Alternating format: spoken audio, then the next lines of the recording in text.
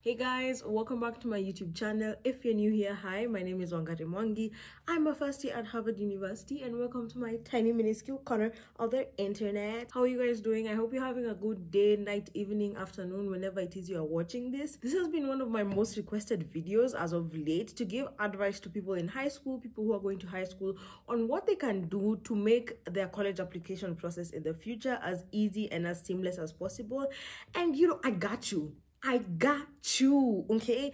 I'm here to give you the advice, the tips, the tricks I wish someone told me when I was in high school, somewhere in the bushes of Kiambu.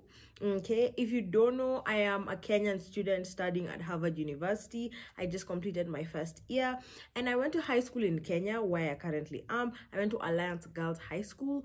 Shout out to all the Alliance peeps watching this. How are you doing? Bush,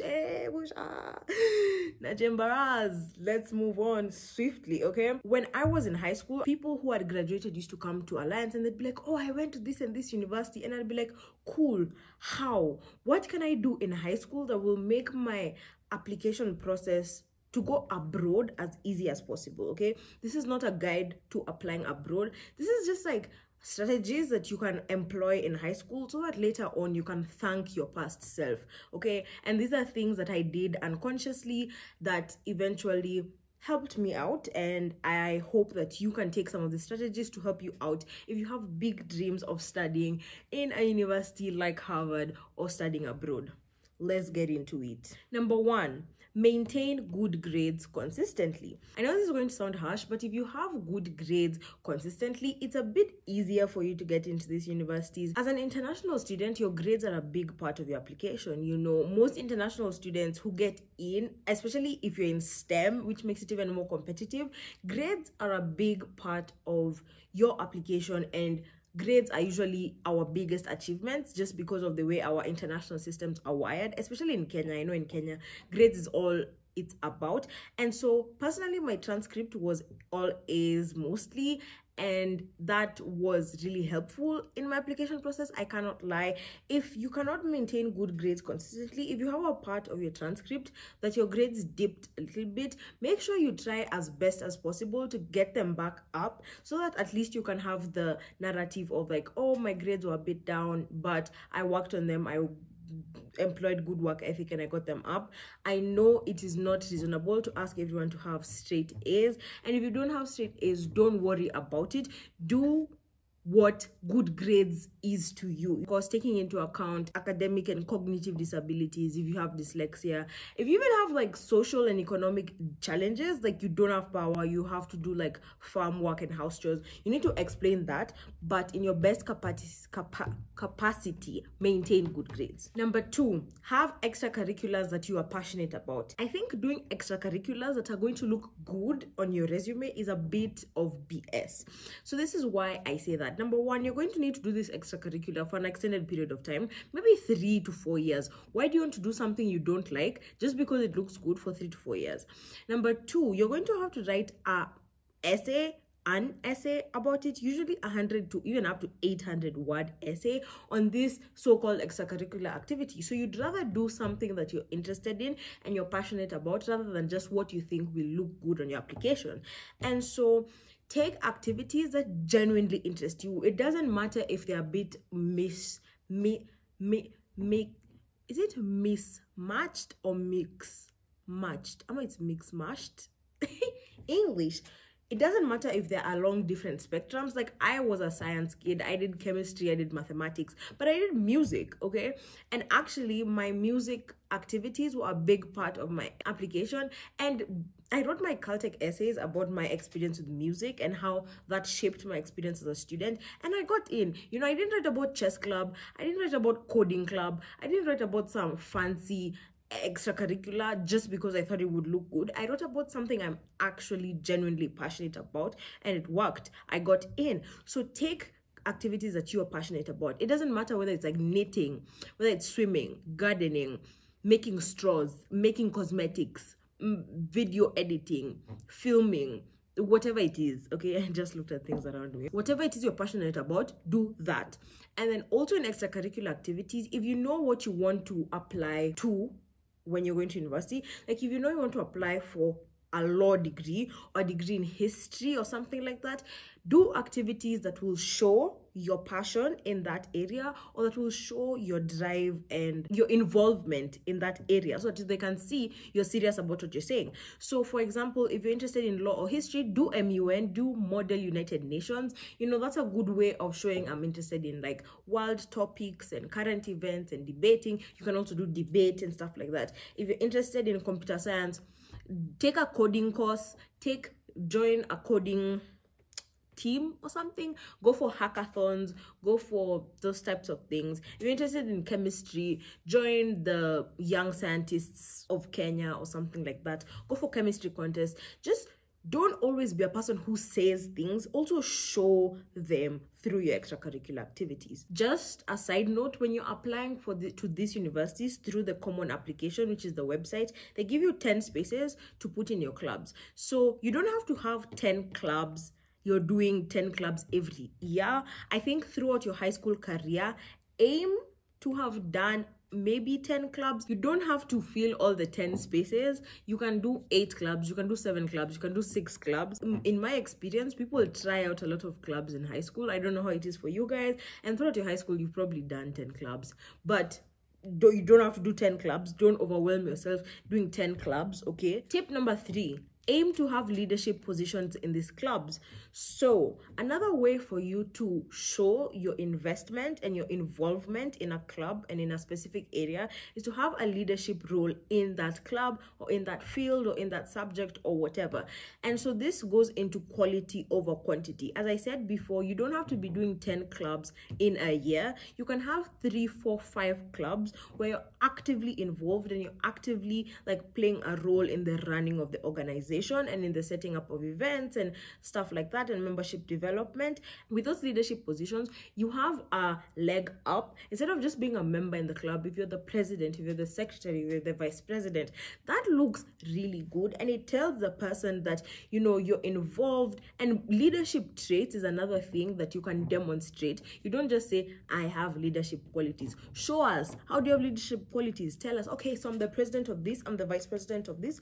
No. Again, use common sense. Don't be the president of 10 clubs. That's impractical. That's a lie. If you're president of 10 clubs, you're not going to really be running any club for real. You can be the president of 2, 1, 3 clubs, vice president of a couple, secretary in like 1. No, like that. Number 4, have something you're doing outside of school. And I like to call this like a passion project. Have a passion project that you're doing outside of school. For me, that was so at the church I go to in my local area, there's like a school that's involved with the church. You know how churches have schools, stuff like that. So I, over the holiday, used to like teach the kids and have like Sunday school like camp events and like educational stuff. They used to be like, oh, and stuff like that. It was just something interesting I used to like doing, and it didn't take up much of my time. It was just on Sundays, and it was something I did outside of school that I was able to talk about in my applications. And I did it because I genuinely enjoy teaching kids and mentoring the young people younger than me, and, you know, giving information like I do on my YouTube channel. And so it was something I did outside of school that I was able to talk about, and that was different from all the extracurriculars that I was doing in school. And so if you can have a passion project, it doesn't matter what it is. It can be you run a business, okay? You buy clothes from Mutumba and you sell them on Instagram. That can show, you can talk about that in a way that shows entrepreneurship, that shows self-drive, that shows, you know, understanding economic things, running a business and all those stuff. It doesn't have to be something big, okay? You don't have to build a dam, you don't have to build a spaceship, you don't need to build a car. No. It can be small, but if it can be impactful to your community, that would be really helpful. Or your family, like, you know, starting a business and getting money to help your family out, that's impactful to your close family and to your community at large, because you're contributing to the economic turnover. Does that make sense? You get what I'm saying. Number 5 is do community service. So I'm not going to say do community service because it looks good on your resume. It does. It does. But genuinely, I'm a person who believes in community building and giving back to your community. You're not a single person in a vacuum. You exist in a community, you exist in a family, you exist in a town, in a village, in a city. If you can give back to your community in any way, you should, okay? And honestly, you have a duty because you are privileged in whatever you have. Like, I'm privileged to go to a family that believes in education, and so we have a lot of books in our library, and so I am privileged in that. And so I give back to my community by sharing my knowledge, by sharing my tips, by sharing my books, by sharing the information I have in any way you can. It doesn't matter how small. Giving back to your community is so important, and you know, it looks good on your college applications. That sounds so bad, but I know people in high school who are obsessed with St. John's. They loved St. John's. I mean, did they like it because of the miniskirts? Yes, they did. Did they like it because of the black uniform? Yes, they did. But at the end of the day, see, they were doing community service. There you go. St. John's, Red Cross, Scouts. At Alliance, we used to go to visit the old people's homes on Sunday. So Alliance is in Kikuyu, and there was the Kikuyu Togoto's home for the aged, and we used to go there every Sunday or every other Sunday to just clean for them and stuff like that. So community service, help your community because it's important to give back, and it looks good on your college apps. Number 6 is have good relationships with your teachers. Again, this is a double-edged sword. I'm not saying be fake and just use your teachers for your recommendation letters, because yes, in fact, you will have to ask 3 or 4 teachers to write for you recommendation letters when you're applying.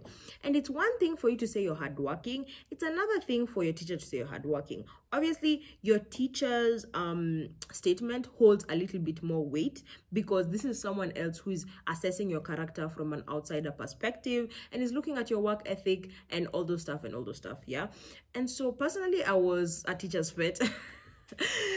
Okay, most of my teachers liked me. I say most because some didn't, because we disagreed on social and economic issues. I had good relationships with my teachers, most of them. Shout out to my class teacher and my physics teacher. They wrote for me my recommendation letters, and I really disturbed them. And you know, they were my friends, and so I was like, teacher, please just write for me, please. And they did. So have good relationships with your teachers. You know, do your homework, do your assignments, volunteer to help them out, volunteer to help them mark books or whatever. It's kind of weird because of how we are raised in this, especially in the Kenyan education system. You don't see your teachers as humans, you just see your teachers as teachers. Like, after they teach the class, they cease to exist in your mind. But learning more about your teachers as a person, as in what they're interested in, and if you can have their like contact information to contact them after and be like, hi teacher, I'm pursuing a degree, I'm pursuing a college abroad, I would really like your help. You know, if they liked you and if they're your friend and if you liked them and if you had a good relationship, they'll be more obliged to help you out of the goodness and the kindness of their hearts, because they don't have to do this for you. Personally, my teachers don't have to write for me a recommendation letter, but they did, and I'm deeply grateful for the relationships I built with them that were able to help me get their assistance. Number 7, start familiarizing yourself with the college application process. The number of times I get DMs that people are like, hi Sandra, I want to apply abroad. What do I do? Where do I start? How do I go? I get you're confused, you don't know what to do. But sis, Google. The number of times I tell people, look, Google, just Google, and then come back to me once you have the faintest idea. Google is your friend. You don't know anything. Literally type, this was me when I started, how to apply to US universities. A bunch of results will come. Click the first one, read. Click the second one, click the third one, click the fourth one. By the time you're on the 10th one, you'll be like, oh, okay, there's Ivy League, there's public, there's private. What's Ivy League? Into Google, what are Ivy League universities? Click the first one, click the second one. By the time you're on the 10th one, you'll know all 8 universities. You remember, oh, there's something called public and private universities. You Google, what's the difference? By the time you're on the 10th one, you'll be able to list 10 of each. You realize, there's something called community college. What's that? Google, what is community college? You read. You realize, there's something called financial aid.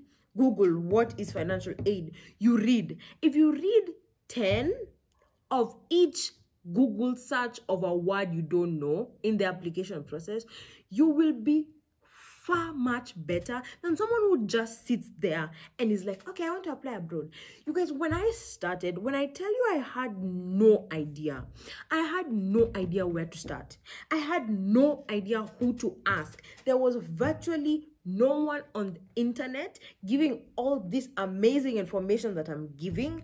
And I got to where I am today. I'm telling you guys, it's possible. Google is your friend. The way I'm passionate about, like, people want to be spoon-fed. I can't give you all the information.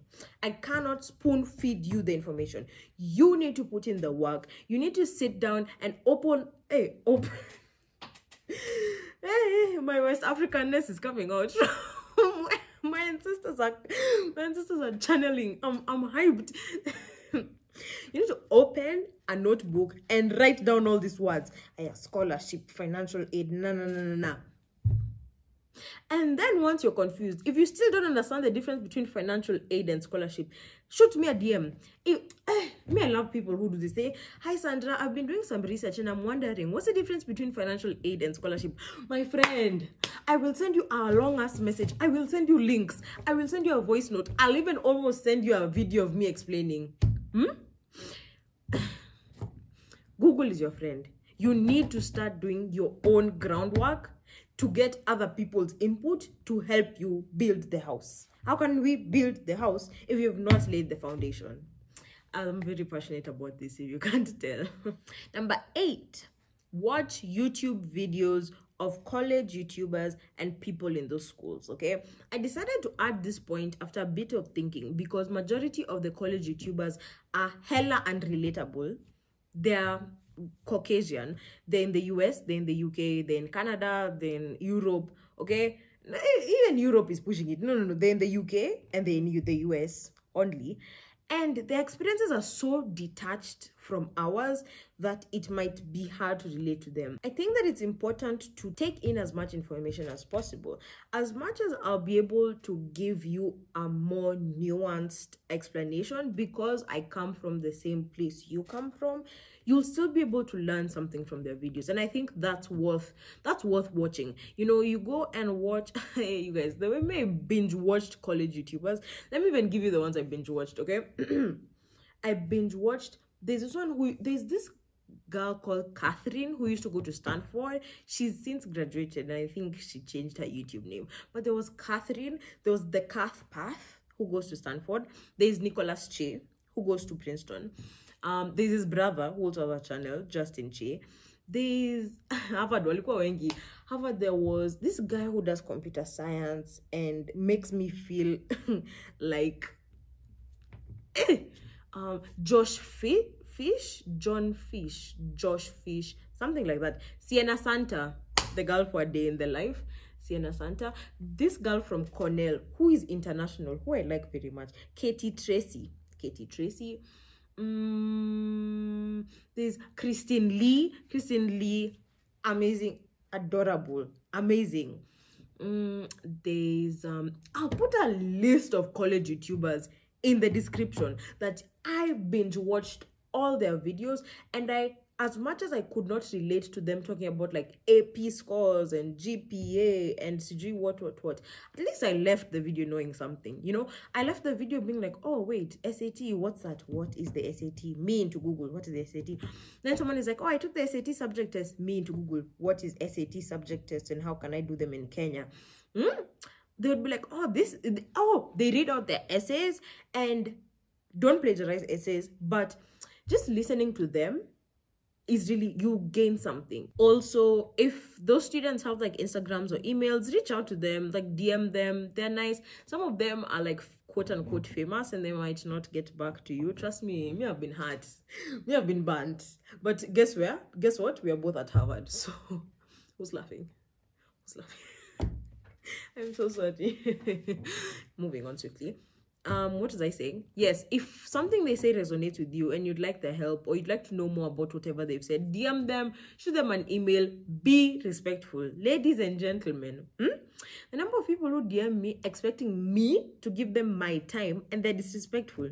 You don't even say hi. You don't even say my name. Ati, help with college applications. Sir, I'll block you with a quickness. With a quickness. Be courteous, be respectful, be nice, be kind. You're not paying them a single cent. They're helping you out of the goodness of their hearts. So, the least you can do is be respectful. Can you tell I'm passionate about this? I am. You're welcome. Go to university websites, peruse. You want to go to Harvard? Have you ever opened Harvard's website? Do you know what Harvard's school color is? You want to go to Yale? Do you know? Have you ever opened the Yale website? Have you ever just Googled Yale? Imagine, you just put into Google Yale. Imagine it will appear. Imagine. You want to go to Sijui, what school do people want to go to? I realize all my examples are Ivy Leagues and that might be elitist, but I'm sorry. Okay, I'm elitist. Let's move on.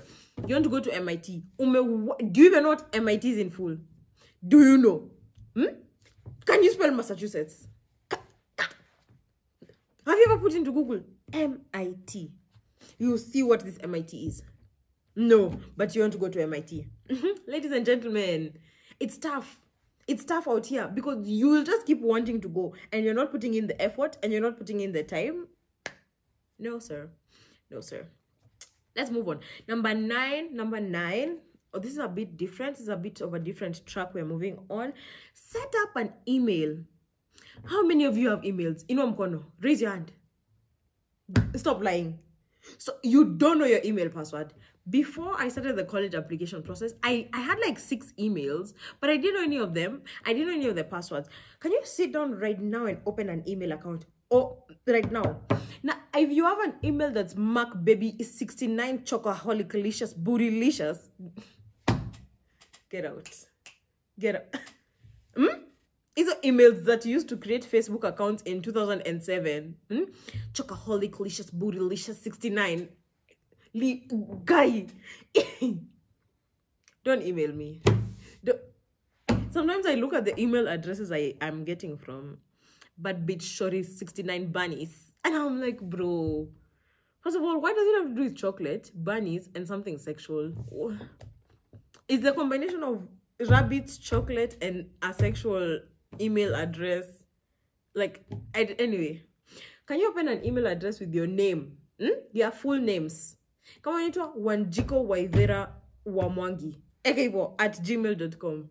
Come on, Johnson Kimathi at gmail. Come on, it's been taken. Johnson Kimathi 1. Come on, that has been taken. Johnson Kimathi 2000 at gmail.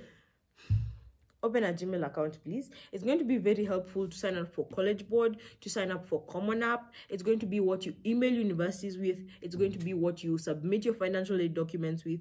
And please, just don't embarrass yourself. Don't embarrass me. Don't embarrass your family. Don't embarrass your ancestors. Don't embarrass your country. Just number 10, finally, the last point I have for you. This one is a bit interesting and I want you to hear me out.